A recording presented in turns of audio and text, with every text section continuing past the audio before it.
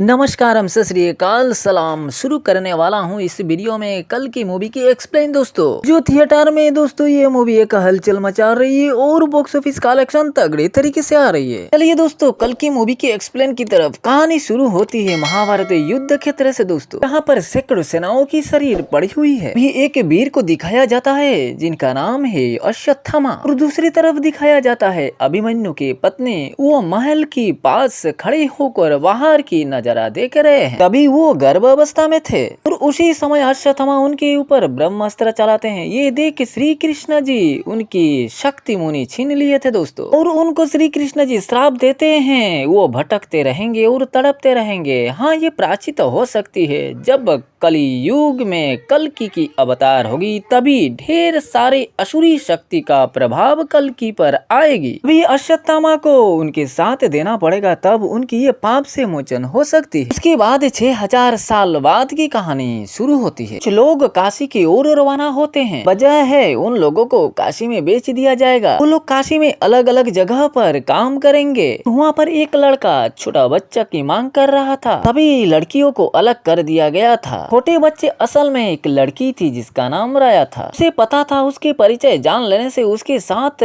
बहुत बुरा होगा। उस राज्य में शासन चलती है याक्सिन की। वहाँ पर एक कॉम्प्लेक्स दिखाया जाता है। कॉम्प्लेक्स के बाहर की जिम्मेदारी कमांडोर की, जिसका नाम था मानव। उस जगह पर खाने पीने की बहुत कष्ट होती थी, और जो कॉम्प्लेक्स के अंदर हैं वो ऐशो आराम से अपना खाना पीना कर रहे हैं और जिंदगी बिता रहे हैं। और जो बाहर है उन लोगों की कोई कष्ट की सीमा नहीं है। वो गरीब लोगों को अलग अलग काम करवाते थे। लग्जरियस जीवन पाने के लिए बहुत रुपये की जरूरत होती है, और साधारण लोग इतने रुपये कहाँ पाएंगे। तो उन लोगों के लिए उस जगह तक जाना ना के बराबर होती है। कॉम्प्लेक्स के अंदर हर तरह की सुविधा थी, खाने पीने उठने बैठने से लेकर और भी सुविधाएं वहाँ पर प्राप्त थी। लेकिन कॉम्प्लेक्स के बाहर चेकिंग जगह पर ऐसे एक टेक्नोलॉजी मौजूद थी, किसी को चेकिंग करने से उसकी सारे बायोडाटा निकल कर यूं ही टपकाती थी। उसके बाद सुमति नाम की एक लड़की दिखाया जाती है जो कॉम्प्लेक्स के अंदर काम करती है। हाथ पर एक निशान थी जो स्कैन करने से डेली रूटीन की मेंटेन हो जाती थी, और सभी लड़की को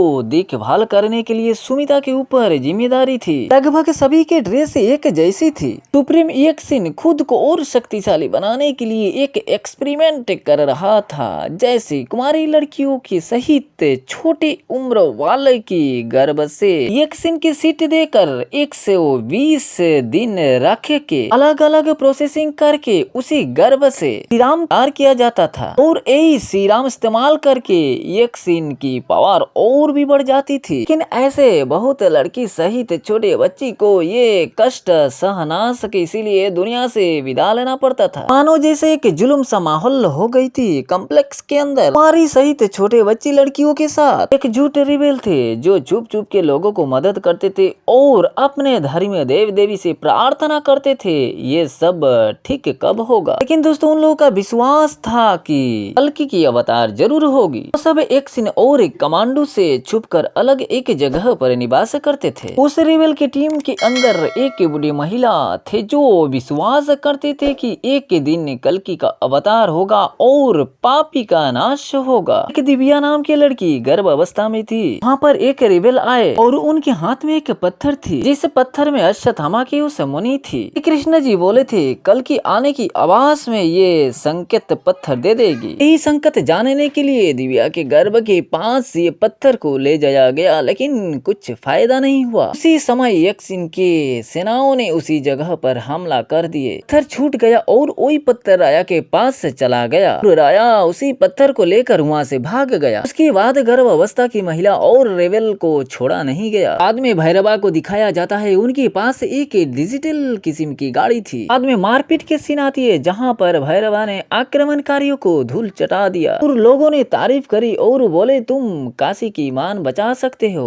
भैरवा माइंड में नहीं लिए, वो आगे बढ़ने लगे। इसके बाद भैरव के साथ एक लड़की की मुलाकात होती है जिसकी नाम थी रक्सी। उस लड़की ने कॉम्प्लेक्स के अंदर कुछ ही दिनों के लिए काम कर रही थी। भैरवा उस लड़की को रिक्वेस्ट करने लगे कि वो कॉम्प्लेक्स के अंदर जाना चाहते हैं। बहुत ही रिक्वेस्ट करने के बाद कुछ समय के लिए अंदर जाने की परमिशन दी, लेकिन भैरवा को अंदर की नजारा देख के होश उड़ गए। बाहर की नजारा रुकी सुखी और अंदर दाल रोटी। मामला कुछ गड़बड़ है, लेकिन कॉम्प्लेक्स के अंदर भैरव की हरकत देखकर हुआ कि गार्ड उनको यहाँ से निकाल दिए। इसके बाद दोस्तों राया को दिखाया जाता है वो एक पुराने मंदिर में आश्रय लेते हैं जहाँ पर अश्वत्थामा थे। और मौनी उसके पास आने से शक्ति वापस से फिर आ जाती है और उस बच्चे को भी रोबोट के हाथ से उद्धार करते हैं। उस तरफ कॉम्प्लेक्स के अंदर दोस्तों सुमति 150 दिन की गर्भावस्था में है। वैज्ञानिकों को ये बात से हैरानी पड़ गई। जहाँ पर दूसरी लड़की 120 दिन नहीं सह सकती, वहाँ पर सुमति 150 दिन से गर्भ है। ये बात चारों तरफ फैल गया। अभी सुमति को मशीन के अंदर डाला गया, लेकिन मशीन झटके मारने से सुमति कुछ दूर गई और सुमति के सहकर्मी जानबूझकर ऐसा किया। के बाद बहुत कष्ट करके उस जगह से सुमति बाहर निकले। के बीच एक सीन थी बीती गई जो धनुष मिली थी।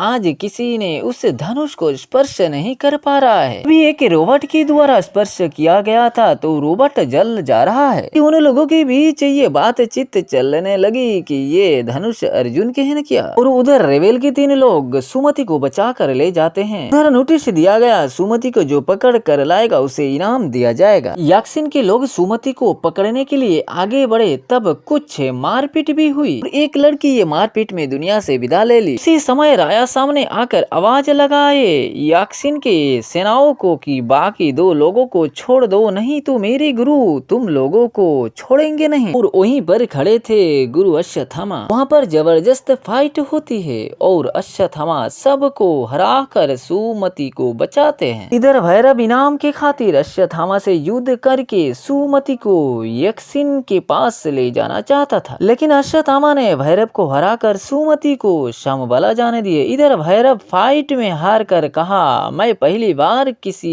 युद्ध में हारा हूँ। सुमति समबला जाते ही बारिश होने लगी, जो वहाँ पर काफी दिन से ऐसे बारिश न होती थी। वहाँ के बाकी लोग समझ लिए कि धरती पर कल्कि की अवतार होने वाले हैं। नेक्स्ट सीन में भैरव को कमांडर मानव कहता है कि अगर सुमति को सांबला से पकड़ कर लाओगे तो काम के साथ साथ कॉम्प्लेक्स में जाने की भी परमिशन दिया जाएगा तुम्हें। उसके बाद भैरव एक रेवल के जरिए सांबला पहुंच जाता है और उसे रेवल सहित दूसरे को एक बेहोश करके सुमति को अश्वत्थामा की भेष धर कर ले जाने की कोशिश करता है, लेकिन उसी समय असली अश्वत्थामा वहाँ पर आकर हाजिर। उसके बाद जबरदस्ती की फाइट चलती है। एक तरफ अश्वत्थामा के साथ भैरव की लड़ाई और दूसरी तरफ कॉम्प्लेक्स के लोगों के साथ रेबेल की लड़ाई। और इस युद्ध से पहले अश्वत्थामा के हाथ में एक लाठी थी जो राया के पूछने से अश्वत्थामा बताते हैं कि ये लाठी कर्ण की है, इस लाठी से मुझे ताकत आती है। इसके बाद जब इस युद्ध में अश्वत्थामा और सांबला के लोग